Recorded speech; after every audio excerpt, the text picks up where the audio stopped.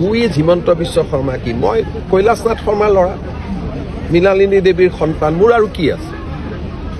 মোক ইমান ডাঙৰ হু ইজ হিমন্ত বিশ্ব শৰ্মা বুলি ইমান ডাঙৰ কোৱাৰ কথা কি দৰকাৰ আছে?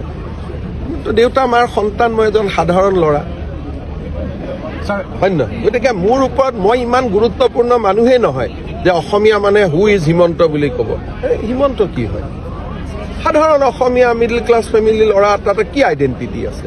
কিন্তু জাতিটোৰ আইডেণ্টিটিটো ডাঙৰ, অসমীয়াটো ডাঙৰ। গতিকে এজন অসমীয়া মানুহক হু ইজ প্ৰশ্ন কৰা হ'ব নেকি?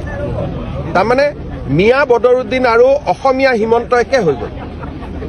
তাৰমানে অসমতে কালি কোনোবাই ক'ব হু ইজ প্ৰদীপ বৰা, এনেকুৱা হ'ব পাৰিব নেকি?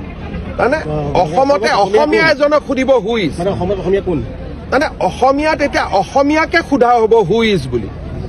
তাৰমানে গৌৰৱ গগৈয়ে মিয়াকটো নুসুধে। দেউতাকে কাক সুধিছিল? Who is Badruddin Ajmal. আজি পুতেকে কাক ক'ব লাগে? হু ইজ ৰেজাউল কৰিম।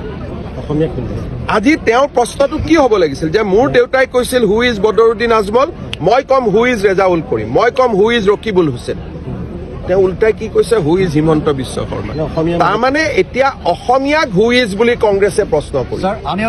হু ইজ হিমন্ত বিশ্ব শৰ্মা কি? মই কৈলাশনাথ শৰ্মাৰ ল'ৰা, মৃণালিনী দেৱীৰ সন্তান, মোৰ আৰু কি আছে?